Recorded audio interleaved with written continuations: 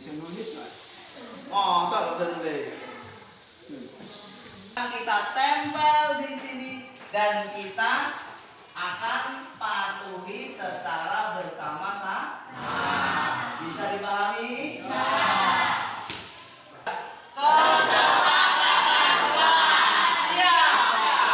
Waalaikumsalam warahmatullahi wabarakatuh. Pertama-tama saya ucapkan terima kasih pada ibu-ibu, bapak-bapak yang mungkin belum hadir. Dalam kesempatan ini saya mencoba untuk berbagi sedikit tentang apa yang saya dapatkan di kegiatan program pemerintah calon guru penggerak angkatan 7 Kabupaten Kota Baru pada bab atau modul pertama, yaitu modul 1.4. Kita lanjutkan di sini. Yang dipelajari dalam kegiatan modul 1.4 yaitu, kita lihat di slide, budaya positif. Budaya positif ini kita ambil budaya-budaya baik atau pelajaran-pelajaran baik yang kita dapatkan atau yang kita sudah kasihkan ke anak-anak di sekolah kita. Apa aja budaya positif? Kita tilik lebih dulu. Yang pertama yaitu paradigma belajar. Yang kedua, disiplin positif. Ketiga, motivasi perilaku manusia. Nomor 4, kebutuhan dasar. Kelima, posisi kontrol restitusi. Keyakinan kelas. Yang terakhir, segitiga restitusi. Kayak geser. Kita masuk, apa itu budaya positif? Budaya positif yaitu adalah budaya yang kita ambil di sekolah, nilai-nilai keyakinan dan kebiasaan-kebiasaan di sekolah yang berpihak pada murid agar murid dapat berkembang menjadi pribadi yang kritis, penuh hormat dan mempunyai rasa bertanggung jawab. Lanjutkan. Yang pertama, budaya positif di sekolah yaitu adalah istilah paradigma belajar. Apa itu paradigma belajar? Kita lihat di sini. Paradigma belajar itu adalah pembelajaran yang bertumpu pada guru tentang peningkatan yang berorientasi pada kompetensi, kemudian pengembangan yang berkarakter. Artinya di sini kita sebagai guru diwajibkan atau mau tidak mau kita harus terus belajar untuk meningkatkan kompetensi kita dan mengembangkan karakter-karakter yang ada pada siswa sesuai dengan nilai-nilai Pancasila. Selanjutnya, untuk budaya positif yang kedua yaitu disiplin positif. Apa itu disiplin positif? Pasti kita akan terbayang di benak kita seperti ini.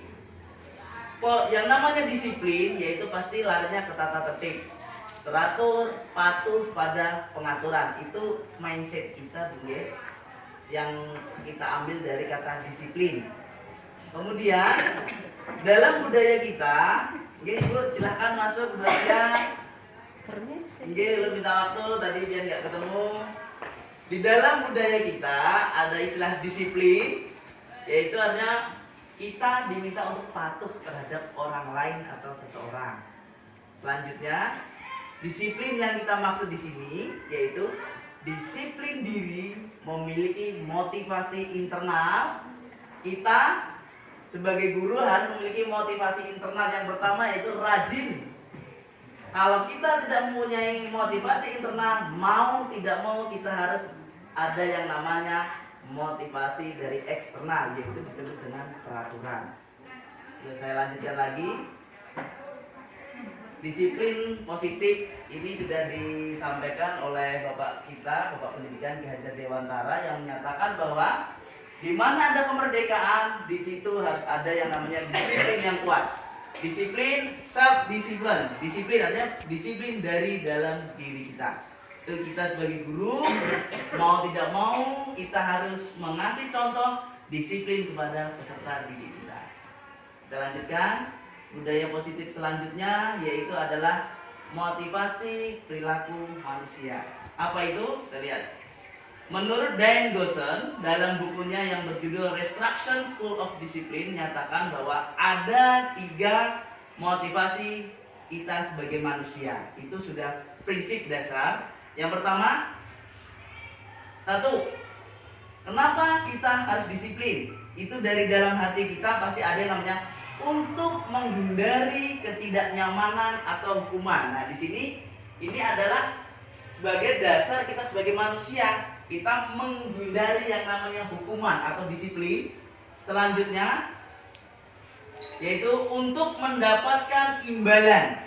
Nah, salah satu kita sebagai guru disiplin, kita ada kegiatan, kita mendapatkan imbalan, itu salah satu juga. Selanjutnya yang 3 terakhir, ini yang kita disiplin untuk menjadi orang yang diinginkan, menghargai diri kita sendiri dengan nilai-nilai yang kita ampu. Contoh, kita sebagai guru, kita harus memberi contoh masuk sungsung, misalnya seperti itu, G. Lanjut. Nah, ada 5 kebutuhan dasar. Ini disampaikan oleh Bapak Dr. William Glasser dalam Choice Theory atau 5 kebutuhan dasar manusia. 1, kita sebagai manusia ada namanya kebutuhan. Itu ada dibagi menjadi 5. 1, kebutuhan bertahan hidup, survival. Adalah kita harus memiliki namanya kesehatan. Itu kebutuhan dasar. Yang kedua, rumah dan makan. Itu disebut dengan kebutuhan bertahan hidup. Selanjutnya yaitu 2, kebutuhan cinta dan kasih sayang. Yang ini adalah meliputi terhubung dengan orang lain dan lingkungan. Selanjutnya kebutuhan penguasaan. Ini misalnya kita sebagai manusia mau tidak mau kita memiliki yang namanya hati untuk menguasai orang lain. Nah, itu disebut dengan kebutuhan penguasaan atau kita disebut dengan berkuasa. Yang keempat, kebebasan. Setiap individu kita di sini yaitu menginginkan hidup bebas yang terbatas dan tertib seharusnya. Yang kelima yaitu kebutuhan dan kesenangan. Kita sebagai manusia tidak lepas yang namanya kesenangan. Kita lanjutkan. Yang kelima, budaya positif. Apa disebut dengan restitusi? Kita sebelum masuk ke posisi kontrol, restitusi apa? Restitusi ini adalah proses menciptakan kondisi bagi murid untuk memperbaiki kesalahan mereka. Ini diperjelas oleh Bapak Gosson dalam buku yang diterbitkan pada tahun 2004. Mereka bisa kembali pada kelompok mereka dengan karakter yang kuat atau baik. 5 posisi kontrol yang diharapkan. Nomor 1, kita biasanya mempunyai sifat penghukum. Biasanya guru galak, pemarah, kemudian dibuktikan dengan istilah gesternya, kita biasanya nunjuk murid, itu disebut dengan penghukum. Yang kedua, membuat merasa bersalah. Apa itu membuat bersalah? Yaitu kita sebagai guru biasanya memojokkan siswa. Ini dampaknya yaitu adalah membuat siswa merasa tidak berguna atau gagal dalam belajar. Yang ketiga, teman sejawat. Di sini guru memfungsikan diri sebagai teman sejawat. Di sini ada baiknya dan ada tidaknya. Yang pertama, kebaikannya kita akan merasa dengan teman saling enak sharing, tetapi hal yang tidak baiknya yaitu adalah siswa akan merasa kita sebagai andalan. Kalau kita tidak ada, dia merasa kehilangan. Itu salah satu kekurangan bagi teman. Yang keempat, pemantau. Pemantau ini apa? Yaitu kita sebagai guru sekedar menyampaikan apa-apa peraturan sekolah. Kita sampaikan, kita poinnya, kita tidak melakukan apa-apa. Kita hukum sesuai dengan peraturan sekolah. Ini disebut dengan kategori pemantau. Kemudian yang kelima, manajer atau merger. Nah, di sini kita sebagai guru harus memiliki jiwa merger. Merger itu artinya kita mengarahkan, kemudian mendidik dan men-sharing ke anak supaya tidak mengulangi lagi. Nah, ini sudah sering kita lakukan budaya positif dalam kegiatan posisi kontrol. Nah, ini untuk sebagai contoh apa itu posisi kontrol, kita lihat sedikit video tentang posisi kontrol berikut ini.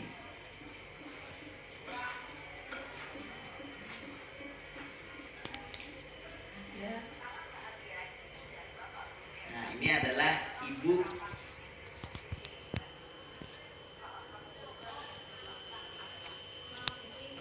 Nah, 5 posisi kontrol dalam restitusi.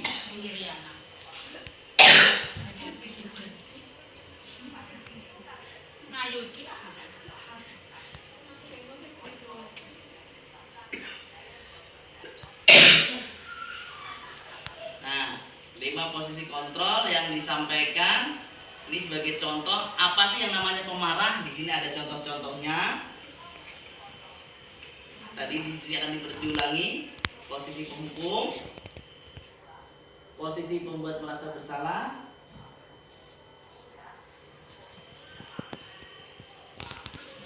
pemantau atau monitor, terakhir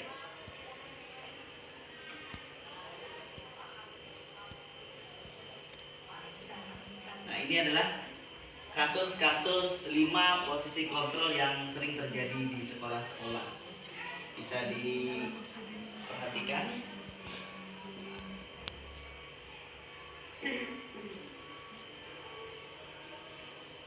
Nah, ini contoh pada siswa yang terlambat datang sekolah.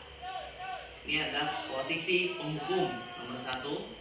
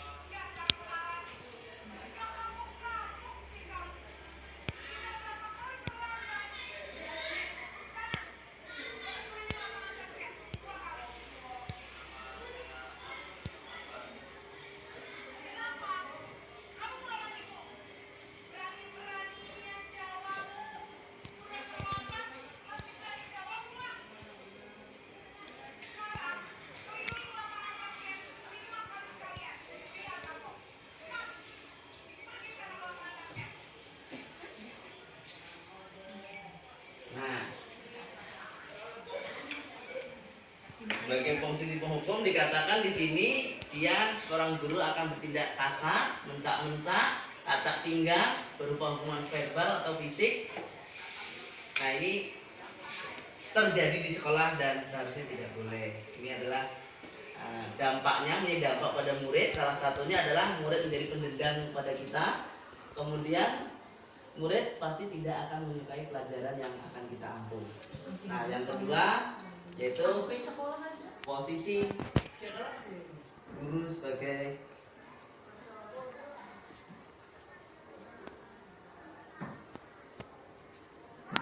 guru juga manusia.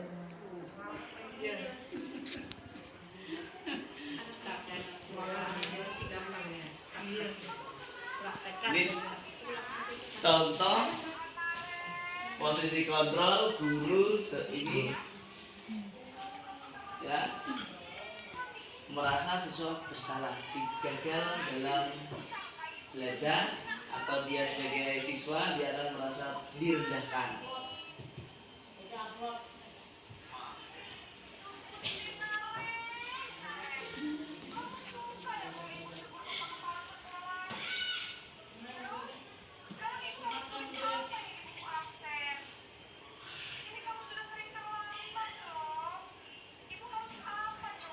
Sini gurunya.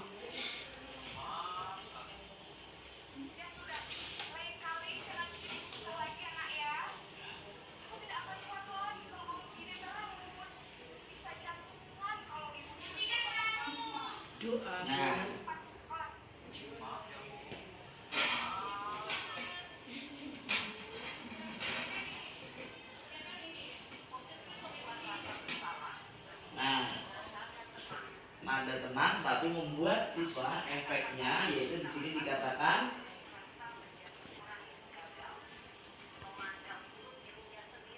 memandang buruk pada kesalahan pada mereka sendiri ini membuat siswa merasa kurang bersemangat untuk belajar. Ini ujung-ujungnya seperti itu.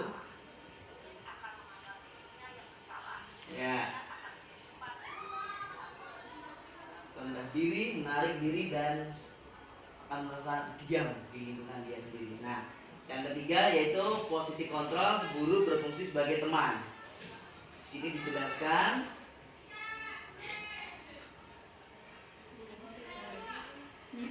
gurunya itu aja, muridnya gitu aja, dia naren lah tadi.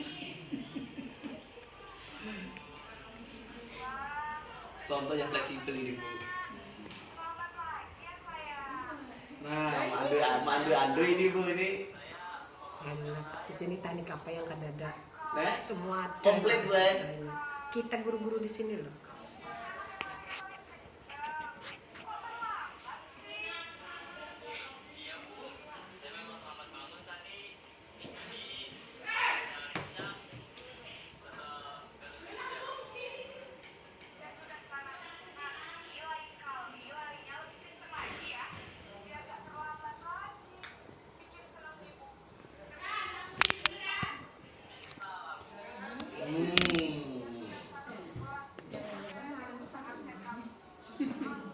Ada loh, anak muridnya laki-laki dapat gurunya. Enggak ada lagi di Ya, TikTok. dalam posisi teman di sini, guru akan berbicara secara pelan, ramah, dan menganggap siswa itu teman. Tetapi ada efek jelek atau efek yang akan timbul kepada siswa, salah satunya Akhirnya itu tadi yaitu beretika. nah ini dampaknya ya pada murid akan bergantung pada satu orang atau satu orang guru. Nah, murid tidak bisa mandiri, jadi selalu mengandalkan guru itu terus. Seandainya guru itu tidak masuk atau pas pindah tugas, nah dia akan merasa kehilangan. Nah, ini salah satunya. Nah, kemudian selanjutnya keempat pada posisi kontrol. Yang kehilangan gurunya ada deh. Ada tuh yang kehilangan gurunya semalam. Iya, sandal aja kembaran sampai. Nah, ini sebagai posisi kontrol, seorang guru sekedar mengkontrol atau sesuai dengan peraturan.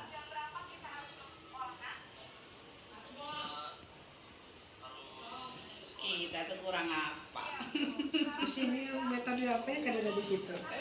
Bu, kalau kita ujinya komplit dari A sampai B, Bu. Malah lebih. Jadi satu.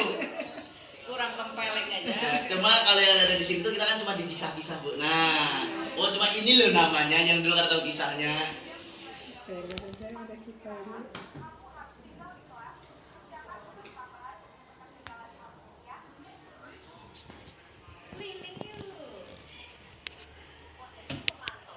Habis ini bayar. Pakai. Kayak sana. Masa buku udah busuk nanti rani gitu ya nggak percaya. Nah, di sini akan timbul dampak itu murid akan menghitung konsekuensi, istilahnya kalau poin, oh poinku segini, nah, dia akan menghitung. Nah, tidak ada rasa disiplin perubahan.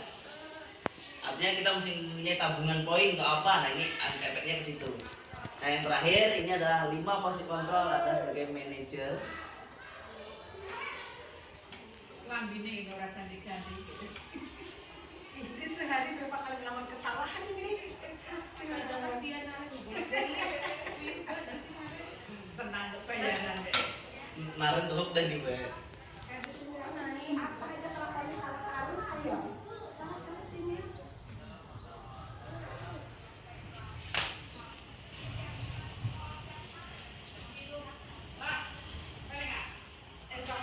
Nah, dia menghargai diri yaitu dengan cara menggali, menanyakan kesalahan siswa, kemudian meyakinkan apa yang telah sepakati kelas atau istilahnya keyakinan kelas. Kalau bahasa kita bukan peraturan tapi kesepakatan kelas bahasanya. Nah, kemudian menggali siswa untuk sadar, menggali kesadar apa sih kesalahannya dan akan berbuat baik nanti akan seperti apa. Nah, ini adalah tahapan yang kelima, manajer itu tahapan paling tinggi yang harus kita sering lakukan di sekolah kita.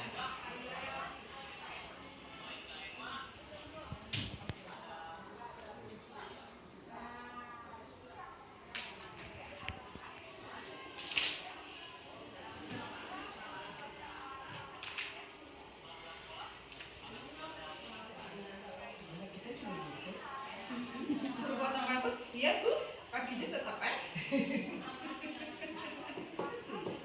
Harus menggunakan metode nomor 1 Bu. Iya, tempeleng aja. Berapa kali diingatkan? Tidak satu guru, berarti kan satu guru aja ya. Untung ada 5 Bu ya, 1 sampai 5 bulan. Ini bang buktinya berapa kali kesalahan sudah mata dia mana yang pakai ya sama terus ini. Sama terus. Nah, jadi setelah posisi manajer tadi, yaitu sebagai guru kita suaranya netral, tidak emosional, ramah. Nah, di sini yang digali yaitu guru membimbing murid untuk memecahkan masalahnya sendiri.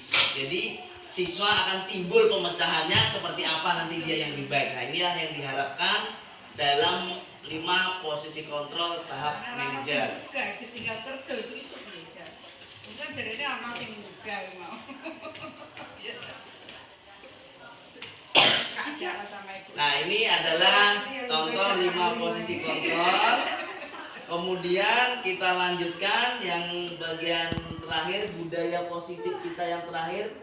Belum keyakinan kelas. Keyakinan kelas ini hampir seperti peraturan tapi yang ada di kelas. Nah, artinya kesepakatan yang seperti apa yang ingin diciptakan di kelas.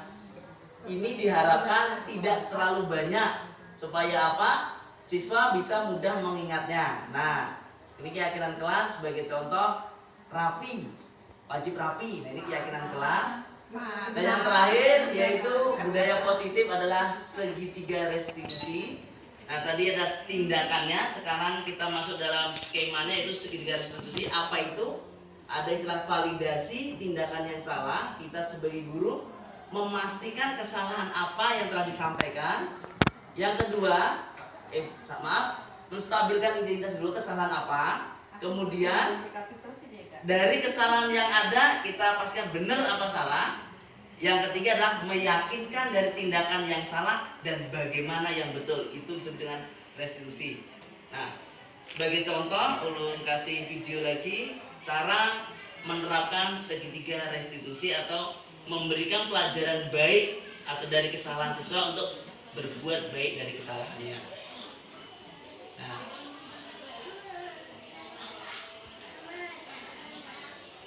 Nah, ini adalah contoh video penerapan segitiga restitusi yang sering biasanya dilakukan oleh guru-guru di sekolah dan kita semua. Kalau di sini kita lebih diperjelas seperti apa sih? Oh, ini loh. Nah, kalau dulu mungkin saya kurang mengerti. Kalau alhamdulillah pada materi ini ada penjabarannya. Nah, ini adalah seorang peneliti yang menyatakan Diane Boson sama William Glasser tentang segitiga restitusi. Segitiga restitusi adalah proses dialog yang menjalankan oleh guru orang tua agar menghasilkan murid yang mandiri dan bertanggung jawab.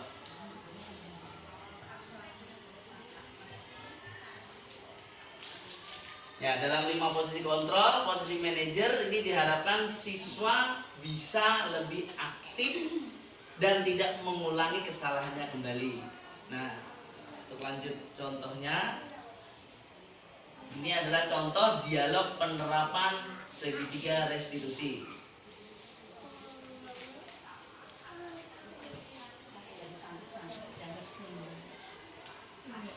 Validasi tindakan yang salah.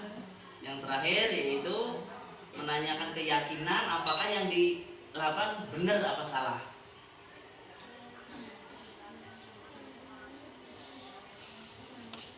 Nah, ini adalah posisi manajer yang dicontohkan pada 5 tindakan tadi. Penerapannya seperti ini yang betul.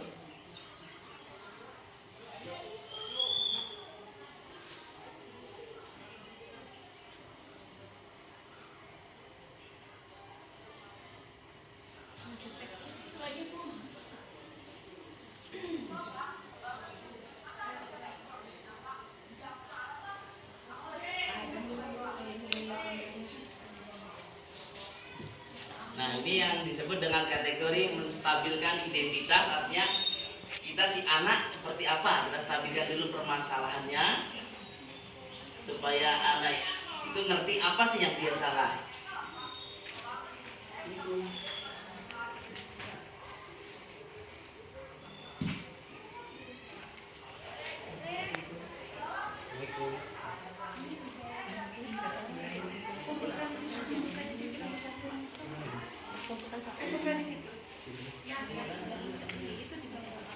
Nah, tindakan validasi tindakan di sini kamu bisa bertindak lebih gegabah. Dia menyatakan tindakannya tadi.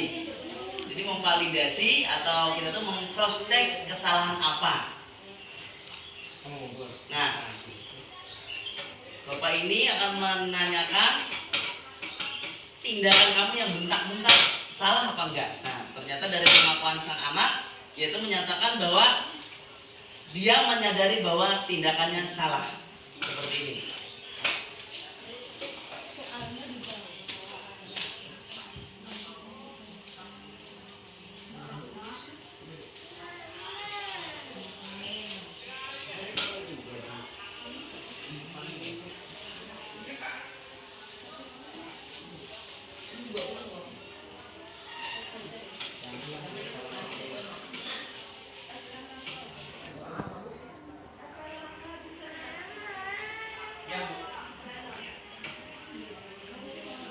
Nah, tahapan selanjutnya yaitu menanyakan keyakinan. Berarti situ kita menggali apa yang dinyatakan sang anak tadi salah, kemudian kita meyakinkan bahwa itu salah dan kita gali di mana yang betul. Nah, istilah dalam tahapan menanyakan keyakinan atau dalam bahasa kita adalah memulihkan siswa berbuat baik dari kesalahan.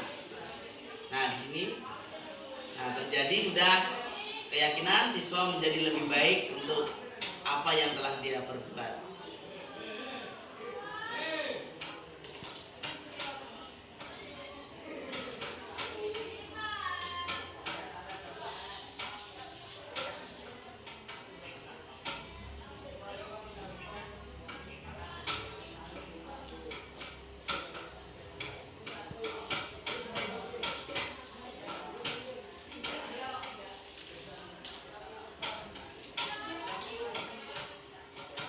Ya, tadi ini adalah contoh penerapan segitiga restitusi.